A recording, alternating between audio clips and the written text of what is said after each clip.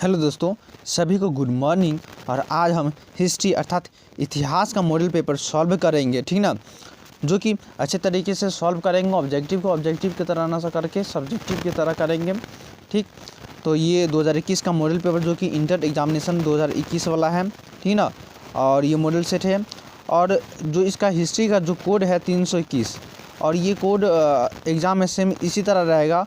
और वहाँ पे एक और जो कि सेक्शन वाइज रहेगा, मतलब सेट करके रहेगा, set A B C D, जो भी सेट मतलब 10 सेट में रहेगा, जे तक रहेगा, ठीक ना। और जे तक में जो भी सेट रहेगा आपको वहाँ पे भरना पड़ेगा ओएमएन में, ठीक ना। तो यहाँ पे सेट भी करके वहाँ पे सेट बना रहेगा। यहाँ पे सेट नहीं दिया हुआ, डायरेक्ट कोड इसका दे दिया है। और इसका टाइम की बात करें तो 3 घंटा 15 मिनट टोटल टाइमिंग है। 15 मिनट अतिरिक्त जो कि क्वेश्चन पढ़ने के लिए समय देता है, लेकिन यहाँ पर 9:30 बजे सपोज डायरेक्ट एग्ज़ाम चालू होता है तो 9:15 में ही कॉपी दे देता है, ऐसे ही 15 मिनट और बढ़ा देता है। तो यहाँ पर आप लोगों के लिए एक तरह से मौका दे दिया जाएगा। और फुल मार्क्स की बात करें 100 रहेगा। और क्वेश्चन की कुल बात करें तो क्वेश्चन यहाँ पर देख सकते हैं 100 क्वेश्चन रहे, जो कि ऑब्जेक्टिव क्वेश्चन है। 30 क्वेश्चन जो कि दो मार्क्स वाले हैं, 30 क्वेश्चन रहेंगे और 8 क्वेश्चन 4 मार्क्स वाले हैं। तो यहाँ पे बात करें 100 क्वेश्चन है, 100 में से 50 आपको ऑब्जेक्टिव बनाना है। और यहाँ 30 2 मार्क्स वाले हैं, तो यहाँ पर 30 में से 15 ही बनाना है। और यहाँ पर 8 है तो 8 में से 4 ही बनाना है। अर्थात सभी का ऑप्शन अथवा करके बढ़ चुका है, ठीक ना। टोटल 138 क्वेश्चन है और 138 का यहाँ पे 2 से भाग दीजिए तो यहाँ पे कितना टोटल क्वेश्चन बनाना है पता है ना।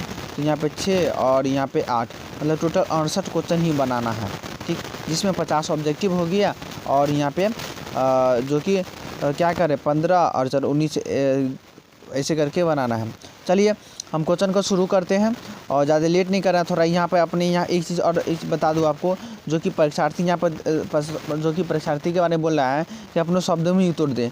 बेस्ट है अपने शब्दों में। जैसे कि आप कोई कहानी पढ़ते हैं और उसको अपने मन से लिखते हैं, कितना गजब कहानी लिखा था अपने मन से लिखने पर, ठीक ना, सरल भाषा में लिखा था। इसी तरह आप कोई क्वेश्चन को याद करते तो उसको याद मत कीजिए, रटिए मत, उसको समझ जाइए, बस कहानी की तरह मान लीजिए। और एग्ज़ाम में अपना मन से ही कहानी बनाकर लिख देना है, समझ रहे हैं। जिसमें आप कोई भी स्टूडेंट यदि रट्टा मारकर 5 नंबर वाले में कोई रट्टा मार लिया है और रट्टा मारकर सेम टू सेम पूरा लिख देता है, लेकिन कितना भी अच्छा राइटिंग रहेगा, लेकिन किताबी राइटिंग बात करें तो ज़्यादा से ज़्यादा 4 देगा, वरना 3 ही देता है रट्टा मारने वाले को। और जो अपना मन से लिखता है, राइटिंग में थोड़ा गड़बड़ रहेगा, उसको 4 या 5, पूरा 5 वैसे मिलता ही है जो अपना मन से लिखता है। इसीलिए बोल रहा है अपने शब्दों में ही उत्तर दे, ठीक। उसके बाद यहाँ पे जो कि दाहिने भाग में आपको जो मार्क्स यहाँ पर निर्देशित रहेंगे, यहाँ पर दिया रहेगा मार्क्स। ये क्वेश्चन 2 मार्क्स के हैं, ये क्वेश्चन 5 मार्क्स के हैं, 1 मार्क्स के, ऐसे करके रहेगा, ठीक ना। और यहाँ पे अपना समय सीमा को ध्यान में रखना, 3 घंटा 15 मिनट ही समय सीमा है, ठीक ना। और 15 मिनट जो कि अतिरिक्त समय दिया जाएगा आप लोगों को। और जो कि प्रश्न रहेगा वह सेक्शन ए और सेक्शन बी में रहेगा, अर्थात खंड अ और खंड ब में रहेगा। खंड अ में ऑब्जेक्टिव रहेगा और खंड ब में सब्जेक्टिव रहेगा। 2 मार्क्स से लेकर दीर्घ उत्तरीय तक रहेगा, समझ गए। तो चलिए ज़्यादा लंबा आप लोगों को करना नहीं है। और एक चीज़ जो कि 100 मार्क्स में से 85 मार्क्स का उत्तर बनाना है। और सब्जेक्टिव की बात करें तो 30 में से यहाँ पे 15 ही बनाना है, ठीक ना। तो 30 में से आपको 15 बनाना है और वह 8 में से यहाँ पे 4 ही बनाना है। तो इसको याद रखेंगे, ठीक ना। और जो कि आप चलिए शुरू करते हैं। ज़्यादा आप टाइम नहीं लगाएंगे तो वीडियो को आप लोग सभी जगह शेयर कर दीजिएगा। चैनल पर न्यू चैनल को ज़रूर सब्सक्राइब कर दीजिएगा। तो यहाँ पे जो कि हिस्ट्री का क्वेश्चन जो भी हम आपको पढ़ा चुके हैं या बता चुके हैं, टोटल वही क्वेश्चन है। कुछ ही क्वेश्चन न्यू है, नया क्वेश्चन है और नया रहना भी चाहिए, ठीक ना। तो यहाँ पे 1922 में मोहनजोदड़ो की खोज किसने की? तो 1922 में मोहनजोदड़ो की खोज जो कि राखलदास बनर्जी ने किया था, ठीक ना। पहले जो कि किसका खोज हुआ था? तो हड़प्पा का खोज हुआ था। सबसे पहले हड़प्पा का खोज हुआ जो कि 1921 ईस्वी में दयाराम साहनी ने किया था। इसको भी याद रखेंगे, दयाराम साहनी ने 1921 ईस्वी में हड़प्पा की खोज किया था। उसके बाद मोहनजोदड़ो की खोज किया गया। और मोहनजोदड़ो का अर्थ होता है जो कि मिट्टी का टीला, ठीक ना। तो ये सब एग्ज़ाम में इस चीज़ को याद रखना पड़ेगा। जो एक्स्ट्रा क्वेश्चन बोले हैं यदि नहीं आता आपको तो कॉपी भी नोट कर लीजिएगा। तो ठीक है, तो पहला क्या यहाँ पर ऑप्शन डी हो जाएगा। 1922 में एक चीज़ यहाँ पर मोहनजोदड़ो की खोज करके रहेगा, किसने किया? तो राखलदास बनर्जी। और मोहनजोदड़ो की खोज कब हुआ? तो 1922 ईस्वी में हुआ। तो इसको भी याद रखिएगा। 2 नंबर क्वेश्चन पर चलते हैं। कलकत्ता में एशियाटिक सोसाइटी की स्थापना कब की गई? और किसने की थी? तो यहाँ पे क्या हो जाएगा, क्या बोल रहा है, कोलकाता में एशियाटिक सोसाइटी की स्थापना किसने की? तो यहाँ पे option A Cunningham, B Fleet, option C है DC सरकार या विलियम जोन्स। तो आपको बता दूं जो कलकत्ता में एशियाटिक सोसाइटी की स्थापना किया गया था वह विलियम जोन्स के द्वारा किया गया था, ठीक ना। 15 जनवरी 1784 को, कब? 1784 को स्थापना किया गया था, ठीक ना। चलते हैं 3 नंबर क्वेश्चन, मोहनजोदड़ो किस नदी के किनारे पर स्थित है? तो यहाँ पे 3 नंबर क्या बोला, मोहनजोदड़ो किस नदी पे किनारे पर स्थित है? तो यहाँ पे सिंधु नदी के किनारे स्थित है, ठीक ना। तो इसको याद कर दीजिएगा, मोहनजोदड़ो किस नदी किनारे पर स्थित है? तो ऑप्शन डी हो जाएगा 3 का। 4 नंबर, लोथल कहाँ है? तो ये लोथल कहाँ है? तो 4 का हो जाएगा गुजरात में, ठीक ना। लोथल कहाँ है? जो गुजरात में, इसे इम्पोर्टेंट है। उसका 5 नंबर बोला है, भारतीय पुरातत्व का पिता किसे कहा जाता है? तो भारतीय पुरातत्व का पिता किसे कहा जाता है? तो यहाँ पे 5 का जो हो जाएगा ऑप्शन बी, जो कि सर अलेक्जेंडर कनिंघम को कहा जाता है। सर अलेक्जेंडर कनिंघम को जो कि भारतीय पुरातत्व का पिता कहा जाता है, क्योंकि इन्होंने ही सबसे पहले जो पुरातत्व का जो अध्यक्ष बनाया, इन्हीं को बनाया गया था, ठीक ना। तो यहाँ पे भारतीय पुरातत्व का पिता किसे कहा जाता है? तो ऑप्शन बी, अलेक्जेंडर कनिंघम को। चलते हैं 6 नंबर, और यहाँ पे 6 नंबर बोला कनिष्क का राज्यारोहण कब हुआ था? तो यहाँ पे कनिष्क का जो राज्यारोहण हुआ था कब हुआ था बताइए? तो यहाँ पे जो 6 का हो जाएगा ऑप्शन बी, 78वीं ईस्वी में, ठीक ना। आप लोग वैसे सब पढ़ लिए हैं, बस टिक लगाते जाइए। चलते 7 नंबर, अर्थशास्त्र का जो अर्थशास्त्र के जो लेखक कौन है, या अर्थशास्त्र किसने लिखा है? तो यहाँ पे कौटिल्य, बाणभट्ट, कालिदास या जो कि अशोक घोष। तो यहाँ पे ऑप्शन ए हो जाएगा कौटिल्य। अर्थशास्त्र के जो लेखक होगा या अर्थशास्त्र जो लिखा वह कौटिल्य, ठीक ना। यहाँ पे कौटिल्य की जगह आपको चाणक्य भी ऑप्शन रहेगा। यदि कौटिल्य चाणक्य दोनों एक ही नाम है, ठीक ना। तो यहाँ पे चाणक्य, यदि चाणक्य रहेगा तो कौटिल्य ने दिया जाएगा ऑप्शन, और यहाँ पे चाणक्य रहेगा, सॉरी, यदि कौटिल्य रहेगा तो चाणक्य नहीं दिया जाएगा ऑप्शन, ठीक ना। तो दोनों में से जो भी रहे टिक लगा देना है। तो अर्थशास्त्र के लेखक कौन है? तो ऑप्शन ए, कौटिल्य। चलते 8 नंबर, जो कि गुप्तों के काल में कौन चीनी यात्री भारत आया था? तो गुप्त काल में जो चीनी यात्री कौन आया था? तो यहाँ पे ह्वेनसांग, इत्सिंग, फैयान या चीन ली। तो गुप्त काल में जो चीनी यात्री भारत आया था ऑप्शन सी हो जाएगा, फैयान। 8 का ऑप्शन सी लगा देना है। 9 नंबर, जो कि क्वेश्चन है, भारत की रचना किस भाषा में हुई थी? तो भारत की रचना जो हुई थी कौन सा भाषा में? तो देवों की भाषा जो कि संस्कृत है। तो उस समय जो संस्कृत चलता था, तब महाभारत की रचना जो हुई थी वह संस्कृत में ही हुआ था। तो 9 का ऑप्शन ए हो जाएगा। 10 नंबर क्वेश्चन, 10 में बोला धर्म की शुरुआत किसने की थी? धर्म की शुरुआत अशोक ने अपना कलिंग जो युद्ध लड़ा था उसमें धर्म की नीति ही अपनाया था। धर्म की नीति क्या? किसी को इसमें मार काटना करके उसको डराना, धमकाना, मतलब धमका कर या किसी भी तरह उसको नहीं मारना, क्योंकि उन्होंने अशोक है जो कि किसी आदमी को जान से मतलब मारना नहीं चाहते थे। उसको अपना धर्म की नीति अपनाकर वह कलिंग विजय पर जो युद्ध हुआ उस पर विजय प्राप्त किया, ठीक ना। तो धर्म की नीति की शुरुआत किसने की? तो ऑप्शन बी हो जाएगा, अशोक ने किया था। चलते किस नंबर, 11 नंबर, और 11 नंबर बोला महावीर का बचपन का नाम क्या था? तो महावीर का बचपन का नाम क्या था? तो वर्धमान था। ऑप्शन बी हो जाएगा, महावीर का बचपन का नाम वर्धमान था। ये बिहार के ही रहने वाले हैं, बताए ना। चलते हैं 11 का ऑप्शन बी। 12 नंबर, प्रथम जैन संगीति कहाँ हुई थी? तो प्रथम जैन संगीति जो कि पाटलिपुत्र में हुई थी। ऑप्शन ए लगा देना, 12 का ऑप्शन ए, ठीक ना।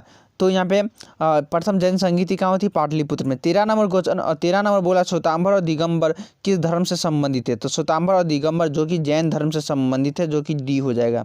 क्या हो जाएगा?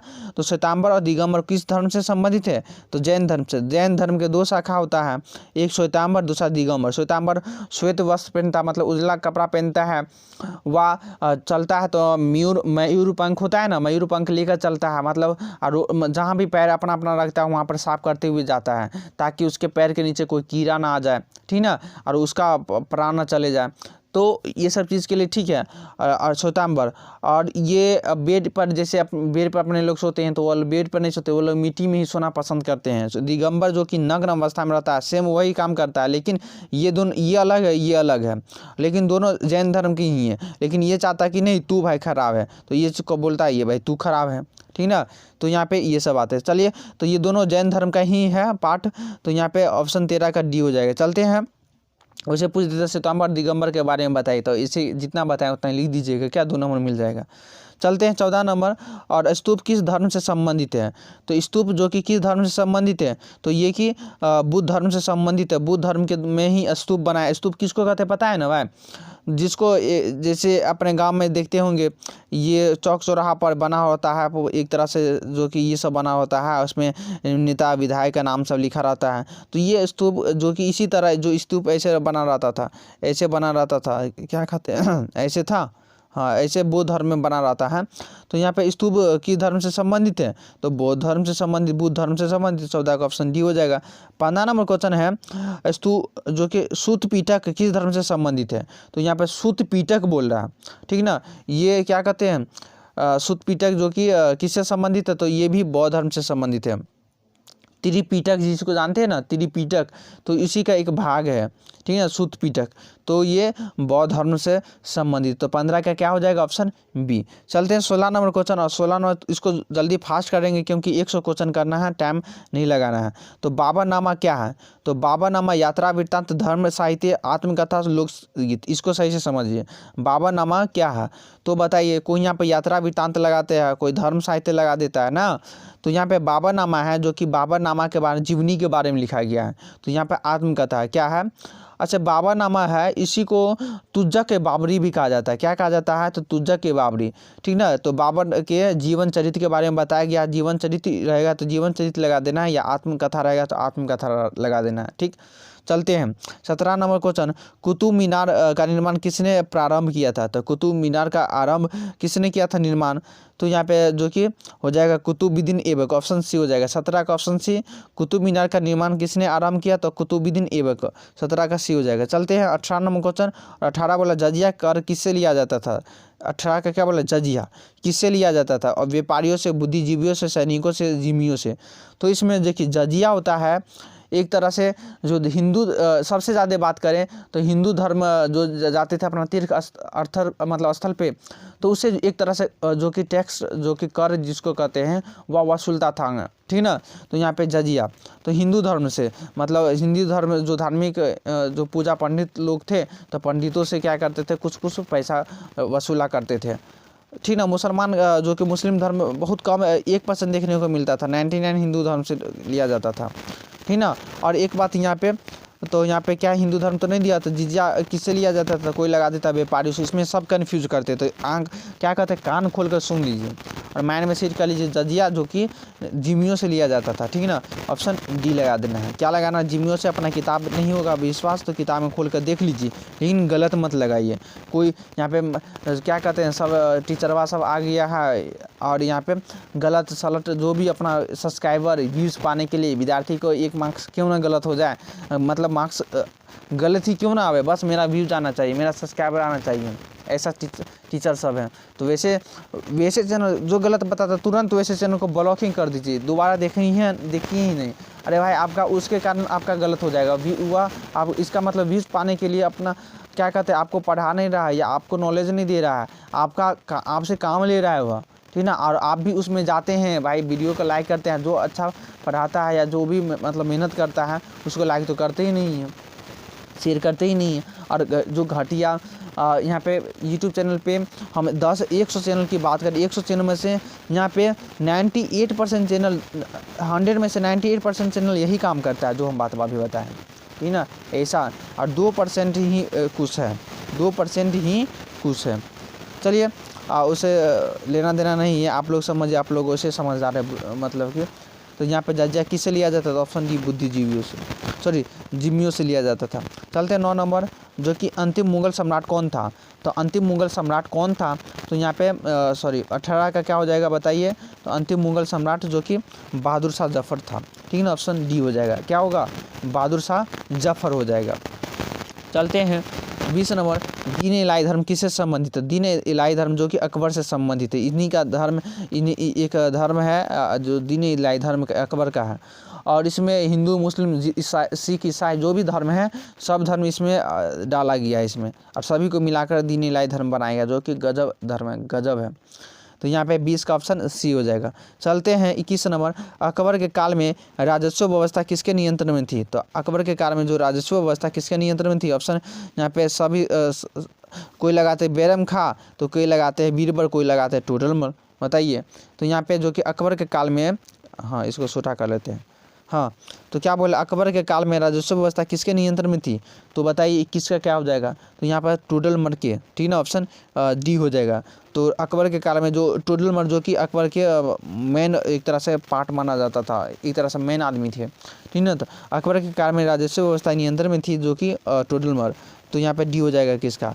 चलते हैं 22 नंबर क्वेश्चन। 22 में बोला पानीपत का जो युद्ध कब हुआ था? तो पानीपत का, सॉरी दूसरा युद्ध बोला है, पानीपत का दूसरा युद्ध कब हुआ था?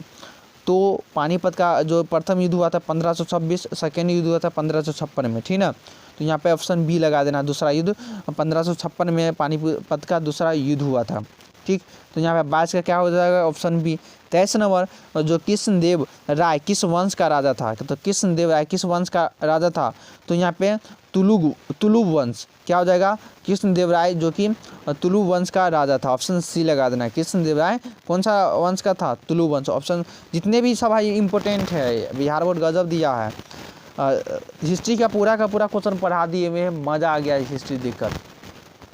24 नंबर बोला है निकोलो कोंटी किस शासक के काल में आया था? तो निकोलो कोंटी किस शासक के काल में आया था? तो प्रथम देवराय प्रथम, देवराय द्वितीय।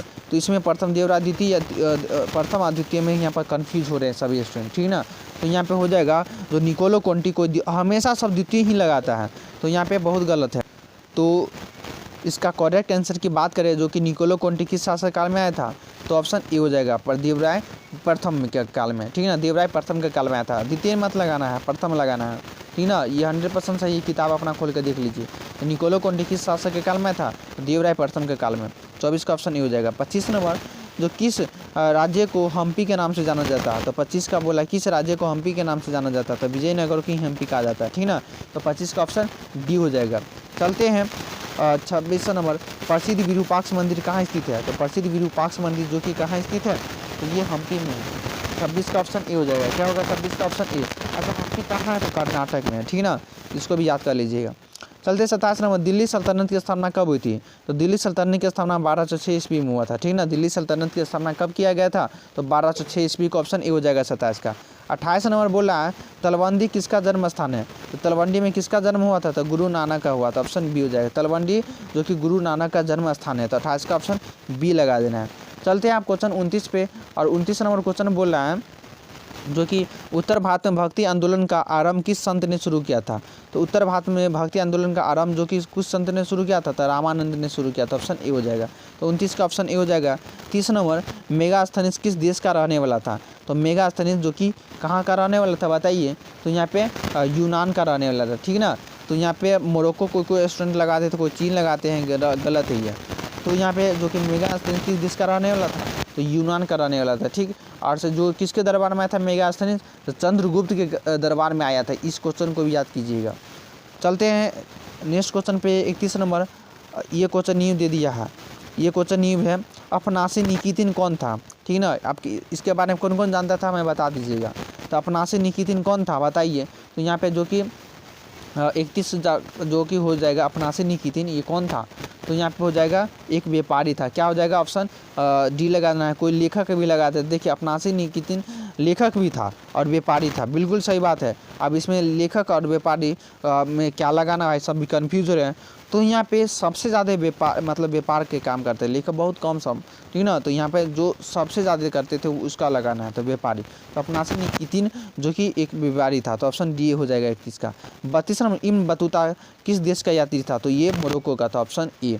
तो यहाँ पे 32 का, इब्न बतूता किस देश का यात्री था? तो ऑप्शन ए लगाना है, मोरक्को का, ठीक ना। तो 32 का ऑप्शन ए हो जाएगा।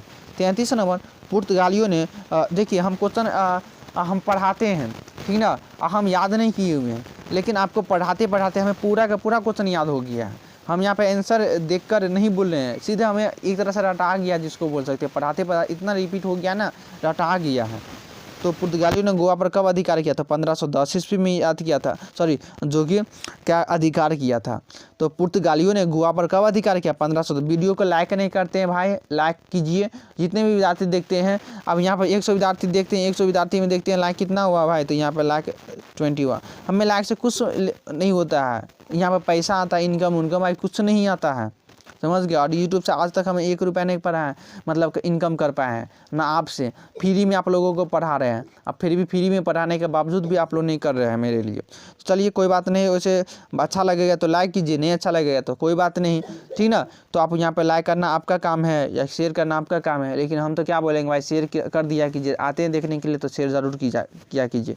चलिए, तो पुर्तगालियों ने गोवा पर कब अधिकार किया? तो यहाँ पर पुर्तगालियों ने जो कि गोवा पर अधिकार कब किया था? तो 1510 में किया था, ठीक ना। तो ऑप्शन सी हो जाएगा 33 का। चलते हैं नेक्स्ट क्वेश्चन पे, और यहाँ पे 34 नंबर बोला इंग्लिश ईस्ट इंडिया कंपनी की स्थापना कब हुई थी? तो इंग्लिश ईस्ट इंडिया कंपनी की स्थापना जो कि कब हुआ था? तो यहाँ पे 34 का लगाना 1600 ईस्वी में, ठीक ना। तो इंग्लिश ईस्ट इंडिया कंपनी की स्थापना जो कि 1600 ईस्वी में हुआ था बंगाल में। चलते हैं 35 नंबर, उल गुलान विद्रोह का, उल गुलान ये भी क्वेश्चन न्यू दिया हुआ है। तो उल गुलान विद्रोह का नेता कौन था? तो ये भी कौन को इसके बारे इस क्वेश्चन के बारे में कौन कौन विद्यार्थी जानते थे बता दीजिए, ये क्वेश्चन न्यू है। तो उल गुलान विद्रोह का नेता कौन था? तो यहाँ पे 35 का हो जाएगा जो कि बिरसा मुंडा, ठीक है ना। मतलब था बिरसा मुंडा का क्वेश्चन पूछा जाता था ये, लेकिन उल गुलान विद्रोह के बारे में नहीं पूछा जाता था, इस पर हो सके तो पूछ दे। तो उल गुलान विद्रोह का नेता कौन था? ऑप्शन डी हो जाएगा बिरसा मुंडा, 35 का डी। चलते हैं नेक्स्ट क्वेश्चन पे, 36 नंबर, दक्कन दंगा कब गठित हुआ? 36 बोला दक्कन दंगा आयोग कब गठित हुआ? तो दक्कन दंगा आयोग जो कि गठित हुआ था, तो यहाँ पे 35 का क्या हो जाएगा? तो 1890 ईस्वी को, सॉरी 37 का हो जाएगा, सॉरी दक्कन दंगा बोला है ना, दक्कन दंगा आयोग, तो यहाँ पे हो जाएगा 90 तो नहीं होगा, यहाँ पे 1875 लगाना है आपको, ठीक ना। 1 मिनट बताते हैं, हाँ ठीक है, करेक्ट सही है ए। तो दक्कन दंगा आयोग जो गठित हुआ था वो 1875 को हुआ था, ठीक ना। तो ये 36 का 1875 हो जाएगा, ऑप्शन ए हो जाएगा, ठीक ना। अच्छा एक चीज़, ये 75 दिया हुआ नहीं 74 होगा, क्या होगा? जो कि 1874 में ये तो गठित हुआ था, लेकिन ऑप्शन 74 नहीं दिया, इसलिए 75 लगाना है। और पारित हुआ था 1879, ठीक ना। तो ये पारित का डेट है और ये गठित हुआ है, तो यहाँ पर गठित बोला इसलिए 1875 लगा देना है। ऑप्शन 74 रहे तो 74 में टिक लगाना है। चलिए नेक्स्ट क्वेश्चन पे, 37 में कॉर्नवालिस कोड कब बना था? तो कॉर्नवालिस कोड देखिए, हम जितने भी क्वेश्चन बता रहे हैं ना, इसके जो ऑब्जेक्टिव ही करवाएं, लेकिन ऑब्जेक्टिव को सभी क्वेश्चन को सब्जेक्टिव की तरह समझाए हुए हैं। यदि सभी का चैप्टर वाइज देखना चाहते हैं तो लिंक नीचे डिस्क्रिप्शन में दिया हुआ है, वहाँ से देख सकते हैं। चैप्टर यदि आप देख लेते हैं और कहीं से भी बिहार और पूछ सकते, कैसा भी क्वेश्चन पूछ दे, आप 100% जवाब देकर ही आइएगा। चाहे 2 नंबर पूछे या 5 नंबर पूछे या 1 नंबर पूछे, सब ऑब्जेक्टिव में ही क्लियर कर दिए मैं। तो जाकर पूरा चैप्टर वाइज ज़रूर देखिए, यदि नहीं देखें बहुत कम टाइम है, लेकिन जाकर देखें, नीचे में दिया हुआ है, जाकर वहाँ देख सकते हैं। 2020 का यदि क्रैश कोर्स देखना चाहते हो, वह भी बेस्ट आपके लिए, तो वह भी जाकर देख लीजिए, ठीक ना। तो सब नीचे डिस्क्रिप्शन में दिया हुआ है। तो कॉर्नवालिस कोड कब बना था? तो यहाँ पे कॉर्नवालिस कोड 1793 में बना था, ऑप्शन बी लगा देना है। तो 37 का ऑप्शन बी हो जाएगा। चलते हैं जो कि 38 नंबर, अस्थायी बंदोबस्त लागू किया गया था, किससे नहीं लागू किया था अस्थायी बंदोबस्त? तो यहाँ पे अस्थायी बंदोबस्त जो लागू किया गया था, तो यहाँ पे 38 का अस्थायी बंदोबस्त को इस्तमरारी बंदोबस्त कहा जाता है, पता है ना। इस्तमरारी बंदोबस्त किसको कहा जाता है? अस्थायी बंदोबस्त को। तो अस्थायी बंदोबस्त या इस्तमरारी बंदोबस्त कब लागू किया गया, सॉरी लागू किसने किया था? तो यहाँ पे क्या लगा ये बताइए। तो ये कॉर्नवालिस ने लागू किया था, तो 38 का ऑप्शन सी हो जाएगा। 39 नंबर, कोलकाता में सर्वोच्च न्यायालय की स्थापना कब की गई थी? यहाँ पर 39 का हो जाएगा, कलकत्ता में सर्वोच्च न्यायालय की स्थापना कब किया गया था? तो यहाँ पे 1757 है, उसके बाद 1757 दिया हुआ, 1771 दिया हुआ, 1785 दिया हुआ, इनमें से कोई नहीं। तो यहाँ पे 39 का हो जाएगा 1774, ठीक ना, 1774 का होगा। तो 1774 ने दिया हुआ, इसलिए इनमें से डी लगा देना है। कलकत्ता में सर्वोच्च न्यायालय की स्थापना कब हुआ था? तो इनमें से डी लगा देना है। और नोट कर लीजिए कब हुआ था, तो 1774 को हुआ था। एग्जाम में आपको 1773 रहेगा तो 1773 में टिक लगा देना, 74 नहीं रहेगा ऑप्शन। यदि 74 रहेगा तो 74 में लगाना। 26 जुलाई 1774 को हुआ था। आज से सर्वोच्च न्यायालय की स्थापना किसने किया था? सम्राट जॉर्ज द्वितीय। किसने किया था? सम्राट जॉर्ज द्वितीय ने किया था। 40 नंबर, प्लासी का युद्ध कब हुआ था? तो प्लासी का जो युद्ध हुआ था कब हुआ था बताइए? तो प्लासी का युद्ध हुआ था 40 नंबर, जो कि 1757 को हुआ था। कब हुआ था? 23 जून 1757 को प्लासी का युद्ध हुआ था, ठीक ना।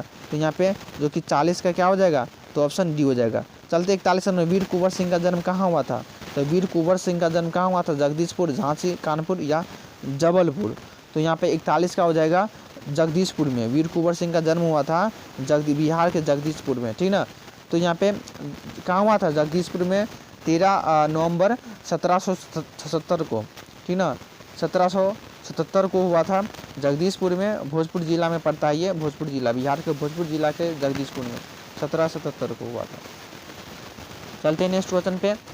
और यहाँ पे 42 नंबर, दी ग्रेट रिबेलियन नामक पुस्तक का लेखक कौन है? तो दी ग्रेट रिबेलियन नामक पुस्तक का लेखक कौन है? तो ये भी एक तरह से न्यू क्वेश्चन है आप लोगों के लिए। तो ये अशोक मेहता है इसके, लेकिन ये क्वेश्चन आया हुआ है तो अशोक मेहता ही है। तो 42 का ऑप्शन बी हो जाएगा। 43 नंबर क्वेश्चन बोला है, लखनऊ से 1857 के विद्रोह का नेतृत्व किसने किया था? तो ये लखनऊ से बोल रहा है। तो लखनऊ से जो कि बेगम हजरत महल और 1857 का जो विद्रोह हुआ था इसके बारे में बताए थे। मंगल पांडे जो शुरुआत किया था, और मंगल पांडे को बताए थे मूवी आया था, मतलब आया हुआ है आमिर खान का। वह यदि देखते तो 1857 का जो भी विद्रोह हुआ था इसके बारे में 5 नंबर का, 2 नंबर, 1 नंबर जो भी क्वेश्चन आता है तो ये मूवी से पूरा देखते हैं तो पूरा आ जाता है। लेकिन आपको अभी नहीं देखना है, हम इसका सभी चैप्टर वाइज पढ़ाए हुए हैं। और हम जो कि इसमें ना अभी ऑब्जेक्टिव की तरह करवा रहे हैं। ABC जो भी होता है डायरेक्ट आंसर बोल देते हैं। लेकिन हम जो चैप्टर वाइज पढ़ाए हैं उसमें सभी को ऑब्जेक्टिव की तरह ना पढ़ाकर सब्जेक्टिव की तरह पढ़ाए हैं। बाकी दूसरे यूट्यूबर पढ़ाता है गलत सलत, जो भी गलत पढ़ाते हुए चला जाता है। लेकिन हम ऐसा तो आपको पता ही होगा, हम ऐसा करते ही नहीं है। तो यहाँ पे हम चैप्टर वाइज पढ़ाएं तो जाकर नीचे देख सकते हैं, नीचे डिस्क्रिप्शन में दिया हुआ है सभी चैप्टर को। 2020 का क्रैश कोर्स भी देख लेते हैं तो आपके लिए ही फायदा है, ठीक ना। तो 2020 का भी क्रैश कोर्स, 21 वाला क्रैश कोर्स का भी वीडियो इस पर डाल चुके हैं हिस्ट्री का, तो वह भी जाकर ज़रूर देख लीजिएगा, ठीक है। तो यहाँ पे देखिए लखनऊ से बोला था बेगम हजरत महल, और जो पटना से किया था वीर कुंवर सिंह ने किया था, ठीक है। चलते हैं तो यहाँ पे 43 का बी हो जाएगा। 44 नंबर, 1857 का विद्रोह के समय भारत का गवर्नर जनरल कौन था? तो यहाँ पे 1857 का विद्रोह के समय भारत का गवर्नर जनरल कौन था? तो यहाँ पे 44 का हो जाएगा, जो कि आंसर हो जाएगा करेक्ट वास लॉर्ड कैनिंग हो जाएगा। तो 44 का ऑप्शन सी लॉर्ड कैनिंग हो जाएगा। 45 number, Vasco D gamma Bharat कब आया था? तो यहाँ पे वास्को डी गामा भारत कब आया था? तो यहाँ पे 1498 लगा देना है।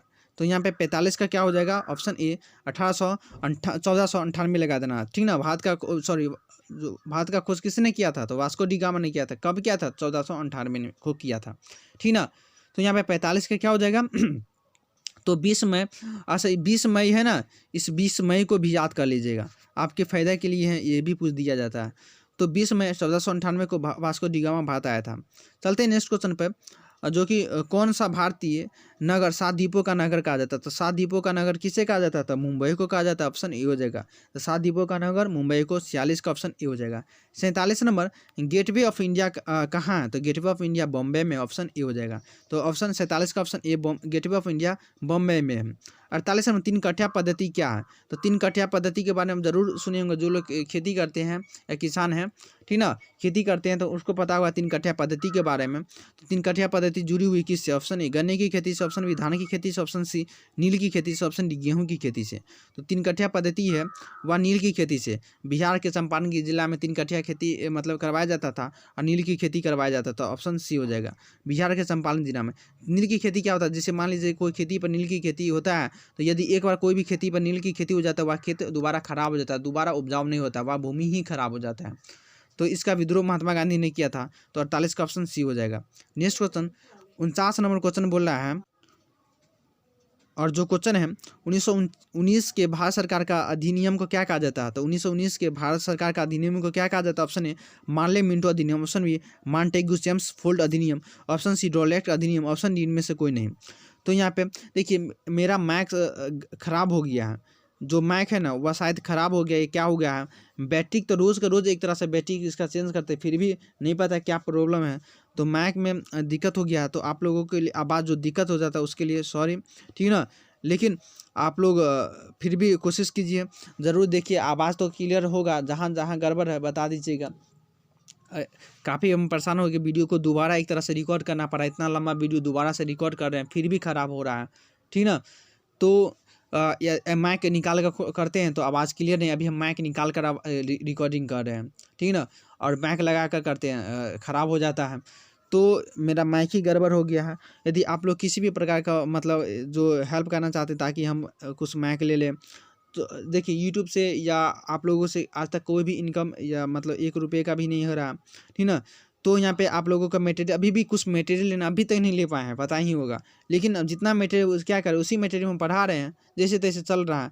आप लोग कुछ आप लोग भी नहीं चाहते हैं तो भाई कोई बात नहीं, कोई जैसे पढ़ना चाहते हैं पढ़िए आप लोग जैसे।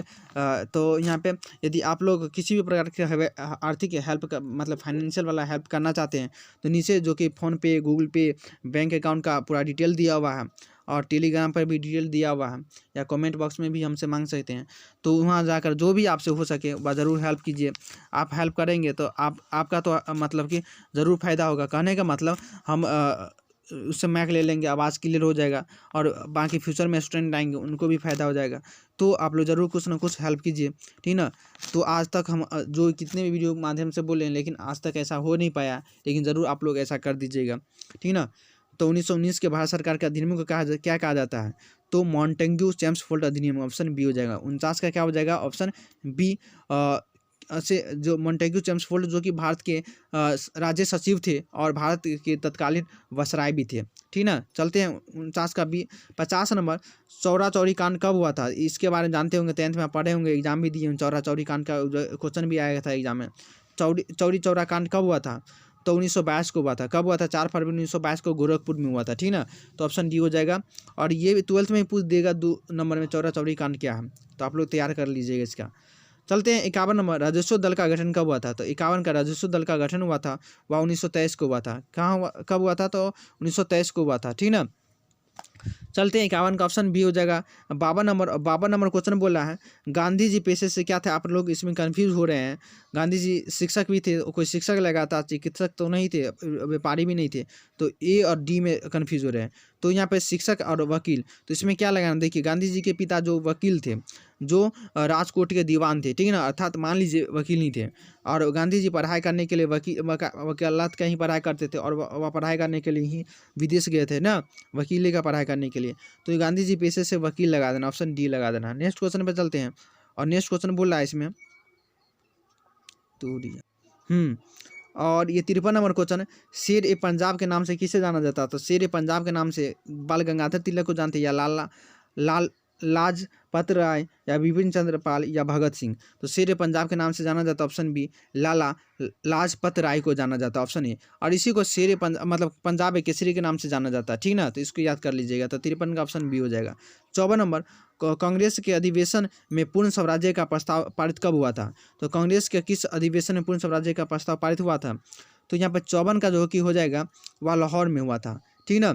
तो कांग्रेस के किस अधिवेशन में पूर्ण स्वराज्य का प्रस्ताव पारित हुआ था, तो 54 का हो जाएगा ऑप्शन बी, 31 दिसंबर 1929 को हुआ था, ऑप्शन बी। चलते हैं नेक्स्ट क्वेश्चन में, दूसरा विश्व युद्ध कब हुआ था, अर्थात द्वितीय विश्व युद्ध कब हुआ था, कब समाप्त हुआ था बोला है। तो देखिए जो दूसरा विश्व युद्ध हुआ था उसका टाइमिंग है 1937 से 1945 तक ना, अर्थात 15 सितंबर 1937 से 25 सितंबर 1945 को, अर्थात 1945 को खत्म हुआ था, इसीलिए यहाँ पर ऑप्शन सी लगा 1945 को। तो दूसरे विश्व युद्ध कब समाप्त हुआ था, तो 1945 को। इसमें लगभग 70 से ज़्यादा देश लड़ाई किए थे एक साथ। चलते नेक्स्ट क्वेश्चन पे, पाकिस्तान शब्द के जन्मदाता कौन है, तो पाकिस्तान शब्द के जो जन्मदाता कौन है, तो इसमें भी आप लोग कंफ्यूज हो, कोई जिन्ना लगाते, कोई लियाकत अली लगाते, कोई चौधरी रहमत अली लगाते हैं। तो इसका देखिए करेक्ट आंसर आप लोग क्यों नहीं लगाते हैं, नहीं आपको पता, गलत यूट्यूबर से मत पढ़िए, बार बार आपको बोले हैं। तो पाकिस्तान शब्द के जन्मदाता कौन है, तो चौधरी रहमत अली ने। आप मुझे भी यहाँ पे एक तो सही को बताते हैं, ठीक है। अरे भाई पढ़ाते पढ़ाते इतना रटा गया क्वेश्चन को, हमें आंसर देखने की कोई ज़रूरत ही नहीं रहता है, लेकिन फिर भी आप बोलते हैं सर इसका क्वेश्चन गलत है। अरे भाई आप अपना किताब तो पलट लीजिए, नहीं किताब पलट सकते हैं, आपके पास फ़ोन है, फ़ोन में गूगल से सर्च कीजिए क्या आता है। पाकिस्तान शब्द के जन्मदाता यहाँ पर ऑप्शन सी हो जाएगा चौधरी रहमत अली हो जाएगा। चलते 57 नंबर, और 57 बोला स्वतंत्र भारत के अंतिम गवर्नर जनरल कौन था। तो स्वतंत्र भारत के अंतिम गवर्नर जनरल कौन था, तो यहाँ पर 57 का हो जाएगा सी राजगोपालाचारी, ऑप्शन सी हो जाएगा। स्वतंत्र भारत के अंतिम गवर्नर जनरल सी राजगोपालाचारी हो जाएगा। 58 नंबर, भारतीय संविधान सभा के अध्यक्ष कौन है। तो भारतीय संविधान सभा का अध्यक्ष कौन है, तो राजेंद्र प्रसाद, ऑप्शन बी हो जाएगा। भारतीय संविधान सभा, देखिए इसमें कन्फ्यूजन दूर कीजिए, भारतीय संविधान सभा के मेन अध्यक्ष बोले तो राजेंद्र प्रसाद, और प्रारूप समिति के बोले यदि क्वेश्चन है भारतीय संविधान सभा के प्रारूप समिति के अध्यक्ष कौन थे, तो डॉक्टर भीमराव अम्बेडकर लगा देना है। और यदि सभा का अध्यक्ष बोले मेन अध्यक्ष, तो डॉक्टर राजेंद्र प्रसाद लगाना है, ठीक ना। तो कन्फ्यूजन दूर हुआ। चलिए 58 का ऑप्शन बी लगा देना है।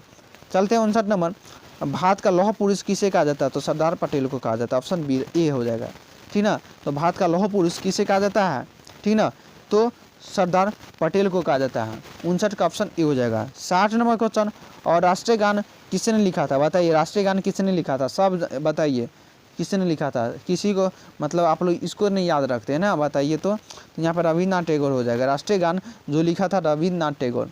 क्या होता है राष्ट्रीय गान, जन गण मन अधिनायक जय ना। तो यहाँ पर राष्ट्रीय गान किसने लिखा था, तो रविन्द्रनाथ टैगोर लिखा था। अच्छा यहाँ पे मोहम्मद इकबाल क्या लिखा था, बताइए, सारे जहाँ से अच्छा। तो मोहम्मद इकबाल लिखा था ना। तो इस सबको ऐसे, ये बंकिम चंद्र चटर्जी हैं, इसने क्या लिखा था, वंदे मातरम ना। तो इसके लिखा था। तो इस सबको याद कर लीजिए, आपके लिए फ़ायदे वाले हैं, ठीक ना। तो ज़रूर इसको याद कर लिया कीजिए। चलते हैं नेक्स्ट क्वेश्चन पे, और नेक्स्ट क्वेश्चन 61 नंबर है, हड़प्पा सभ्यता का सबसे बड़ा नगर कौन है, मतलब कौन था हड़प्पा सभ्यता का सबसे बड़ा नगर, जो कि मोहनजोदड़ो था, ऑप्शन ए हो जाएगा। 61 के क्या हो जाएगा, हड़प्पा सभ्यता का सबसे बड़ा नगर, जो कि ऑप्शन ए मोहनजोदड़ो था। नेक्स्ट क्वेश्चन पे 62 नंबर, भारतीय पुरातत्व सर्वेक्षण विभाग के पहले डायरेक्टर जनरल कौन थे। तो भारतीय पुरातत्व विभाग के पहले डायरेक्टर कौन थे, तो यहाँ पे जो कि 62 का क्या हो जाएगा, तो यहाँ पे ए कनिंघम, मतलब अलेक्जेंडर कनिंघम, पहले बताए थे ना, ये क्वेश्चन पहले आ चुका है। तो भारतीय पुरातत्व सर्वेक्षण विभाग के पहले डायरेक्टर जनरल कौन थे, तो क्या हो जाएगा, अलेक्जेंडर कनिंघम हो जाएगा, ऑप्शन ए हो जाएगा। नेक्स्ट क्वेश्चन पे चलते हैं, और यहाँ पे जो कि 63 नंबर, हड़प्पा सभ्यता में अग्निकुंड कहाँ पाई गई थी। तो हड़प्पा सभ्यता में अग्निकुंड कहाँ पाई गई थी, बताइए। तो यहाँ पर जो कि 63 का हो जाएगा, ये कालीबंगन या लूथल, तो दोनों जगह पाया गया था। कालीबंगन में भी और लूथल में भी पाया जाता है। हड़प्पा सभ्यता अग्निकुंड दोनों जगह पर पाया जाता है। अब क्या लगाना है बताइए। तो यहाँ पे सभी कन्फ्यूज़ हो रहे हैं, 63 में सभी कन्फ्यूज़ होते हैं। तो यहाँ पे लोथल में नहीं लगाना है, कालीबंगन में लगा देना है, सबसे ज़्यादा यहीं मिला था, ठीक ना। तो यहाँ पे हड़प्पा सभ्यता में अग्निकुंड कहाँ पाया गया था, तो ऑप्शन ए कालीबंगान में, तो ऑप्शन ए लगा देना, 63 का ऑप्शन ए। चलते हैं 64, जो कि ये क्वेश्चन ही है, मालविकाग्निमित्र की रचना किसने की। मालविकाग्निमित्र की रचना किसने की, तो यहाँ पे जो कि 64 का हो जाएगा, ये कालिदास ने किया था, ऑप्शन ए। मालविकाग्नि की रचना किसने की थी, तो यहाँ पे ऑप्शन ए लगा देना है, कालिदास ने किया था। चलते हैं नेक्स्ट क्वेश्चन पे। कालिदास को जानते ही होंगे आप लोग, कहानी ज़रूर अपने घर में मम्मी पापा दादा दादी से सुने होंगे। चलते हैं 65 नंबर, प्रयाग प्रशस्ति की जो प्रयाग प्रशस्ति स्तंभ अभिलेख किस लिपि में लिखा गया था। प्रयाग प्रशस्ति स्तंभ किस लिपि में लिखा गया था, तो यहाँ पे 65 का हो जाएगा, जो कि ब्रह्मी लिपि में लिखा गया था, तथा संस्कृत में भी लिखा गया था, ब्रह्मी तथा संस्कृत में। तो यहाँ पे ऑप्शन बी लगा देना, ब्रह्मी में लिखा था। तो 65 का ऑप्शन बी। 66 नंबर, ठीक है। हाँ, अंगुत्तर निकाय क्या बोल रहा है, अंगुत्तर निकाय किसका धर्म ग्रंथ है। अंगुत्तर निकाय, ये भी न्यू आ गया है, अंगुत्तर निकाय किसका धर्म ग्रंथ है। तो यहाँ पर जो 66 का हो जाएगा, ये बौद्ध का ही, ऑप्शन ए हो जाएगा। अंगुत्तर निकाय जो कि बौद्ध धर्म का ग्रंथ है, 66 का ऑप्शन है। चलते हैं नेक्स्ट क्वेश्चन पे। धम्म महात्रो को क्या बोला, धम्म महामात्रो क्या है, धम्म महामात्रो को किसने नियुक्त किया था, तो ऑप्शन ए अशोक ही ना धर्म नीति को अपनाया था, बताए ना अभी। तो 67 का ऑप्शन बी लगा देना है, ठीक ना। 67 क्या लगाना है, बी लगाना है। चलते हैं नेक्स्ट क्वेश्चन पे। 68 नंबर, जीवक वैद्य किस वंश के काल में आए थे, ये भी न्यू क्वेश्चन है। तो जीवक वैद्य किस काल में आए थे, तो यहाँ पर 68 का हो जाएगा, हर्य काल में आया था, ऑप्शन सी हो जाएगा 68 का।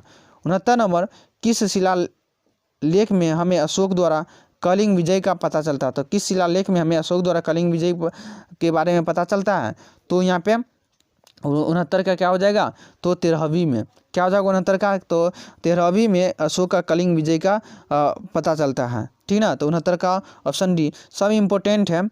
जो कि 70 नंबर मनुस्मृति में कितने प्रकार के विवाह की चर्चा किया गया था। तो मनुस्मृति में जो कि 8 प्रकार के विवाह का चर्चा किया गया, कौन कौन बताए हुए थे, जाकर देखिए वीडियो, ठीक ना। तो यहाँ पे मनुस्मृति में 8 प्रकार के विवाह का चर्चा किया गया था, 70 का ऑप्शन सी।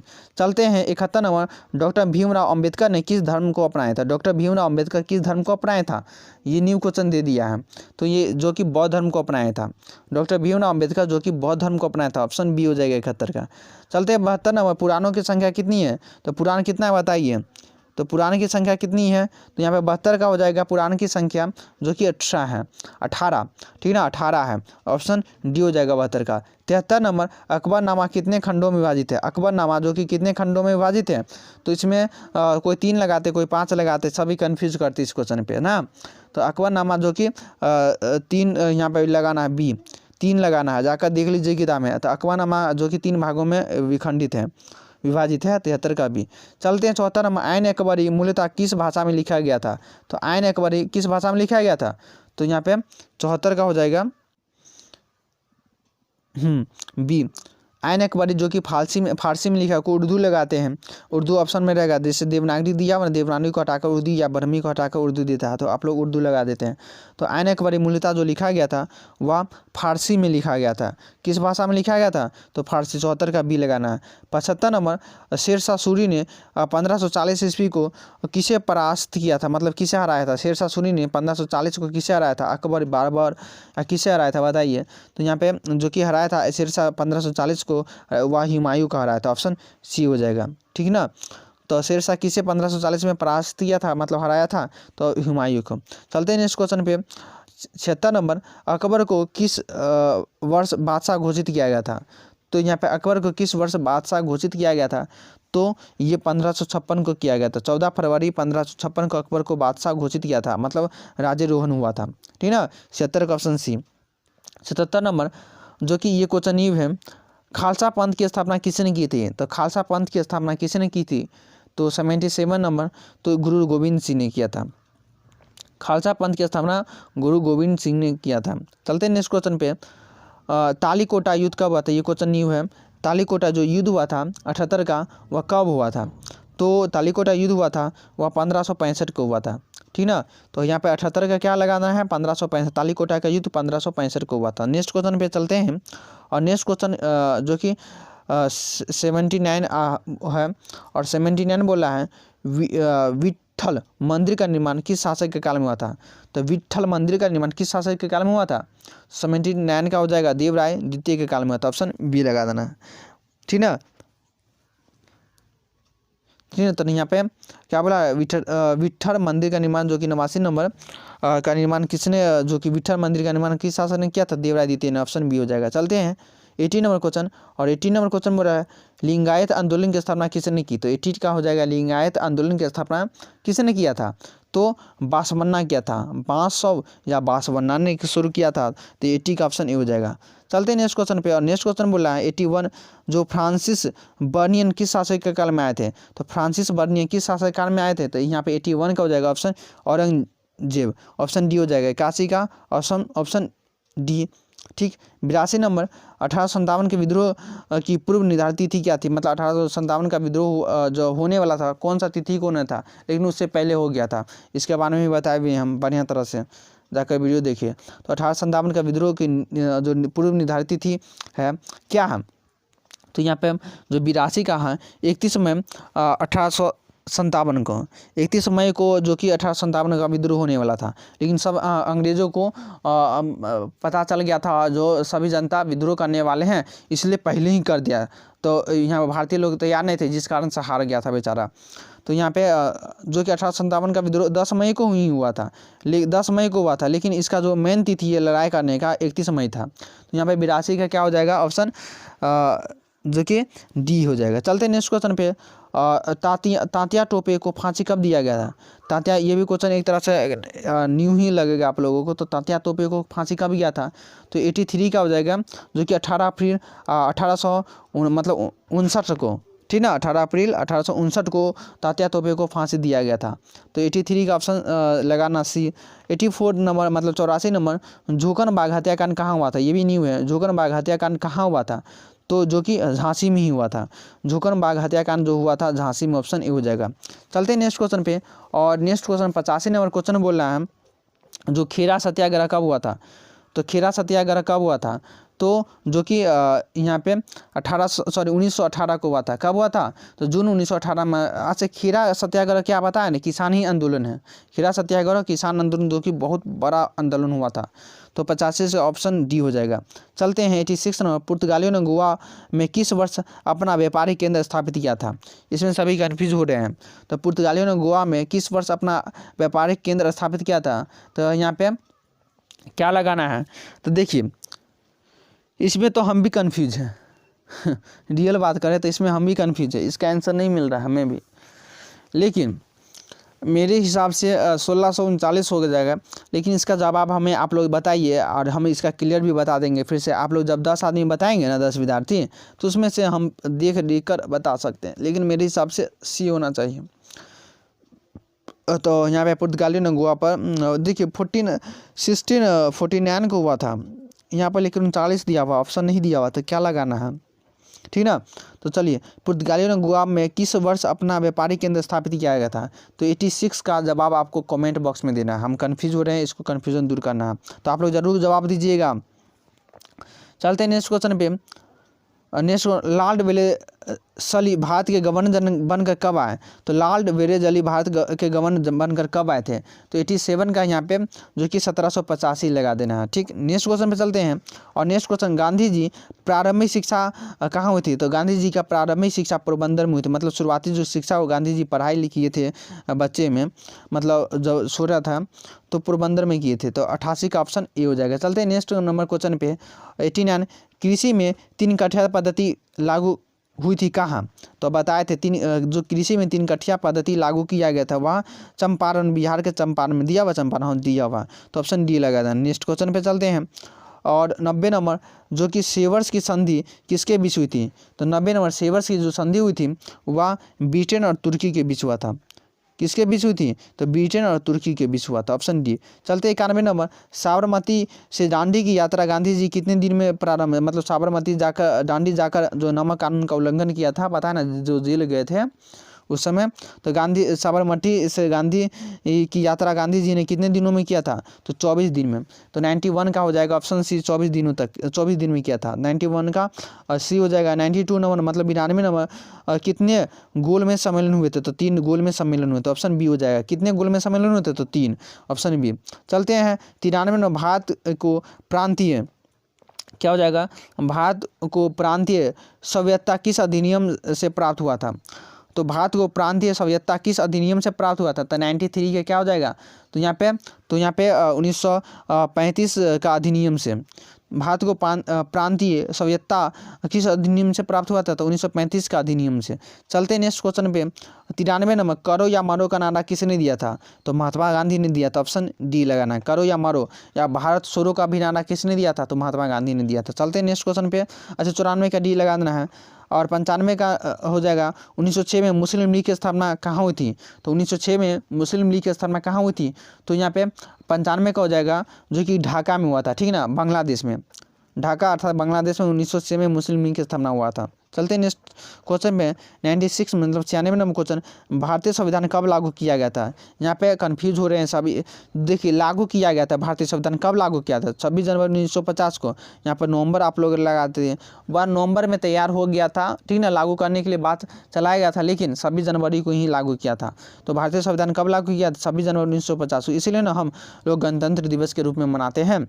तो चलते हैं 96 का ऑप्शन सी लगा देना है। तो नेक्स्ट क्वेश्चन पे 97 नंबर, और 97 नंबर क्वेश्चन बोला है, विक्टोरिया टर्मिनस किस शैली की इमारत है। तो विक्टोरिया जो टर्मिनस किस शैली की इमारत है, नव शास्त्रीय शैली, नव गौथिक शैली, इंडो सार्वजनिक शैली। तो यहाँ पे नव गौथिक शैली हो जाएगा। या गौथिक, नव का हटाकर गौथिक रहे तो गौथिक में लगा देना, या नव पूरा नाम दे तो नव गौथिक लगा देना, ठीक ना। तो विक्टोरिया टर्मिनस किस शैली की इमारत है, ऑप्शन बी, नव गौथिक शैली की। 97 का क्या हो जाएगा, ऑप्शन बी। 98 नंबर, 98 क्या बोला है, लॉटरी कमेटी का गठन कब किया गया था, तो 98 लॉटरी कमेटी का गठन कब किया गया था, तो 1817 को किया गया था, ऑप्शन बी हो जाएगा। 99 नंबर गुरुदेव की उपाधि किसने दी थी, तो गांधी जी को महात्मा का उपाधि रविन्द्रनाथ टैगोर ने लगाया था, और गांधी जी ने रविन्द्रनाथ टैगोर को गुरुदेव की उपाधि दिया था, ठीक है ना, दोनों एक तरह से। तो गुरुदेव की उपाधि किसने दिया था, तो किससे दिया गया था, तो रविन्द्रनाथ टैगोर को दिया गया था, तो महात्मा गांधी ने दिया था ना। तो यहाँ पे 99 का ऑप्शन सी लगा देना है। चलते हैं नेक्स्ट क्वेश्चन पे। और 100 नंबर ऑब्जेक्टिव का, कांग्रेस का विभाजन किस अधिवेशन में हुआ था, तो कांग्रेस का भी मतलब कांग्रेस का विभाजन किस अधिवेशन में हुआ था, तो यहाँ पे जो कि हुआ था वह सूरत में हुआ था 1907 में, ठीक ना। तो 100 का क्या हो जाएगा, जो कांग्रेस का विभाजन किस अधिवेशन में हुआ था, तो 1907 के अधिवेशन में सूरत में हुआ था, ठीक ना। तो 100 का पूरा बता दिए मैं। और बताइए सब्जेक्टिव क्या हम बताएं या नहीं बताएं, तो वह हमें कमेंट करके बता दीजिएगा। वैसे सब्जेक्टिव देखना है तो यहाँ पे सब्जेक्टिव भी देख सकते हैं, और इसका PDF बहुत पहले डाल दिए सभी सब्जेक्ट का टेलीग्राम पे मॉडल पेपर। तो ऑल सब्जेक्ट का मॉडल पेपर लेना चाहते हैं तो टेलीग्राम पर जाइए, लोड अभी तक नहीं हो रहा है, तो ठीक ना।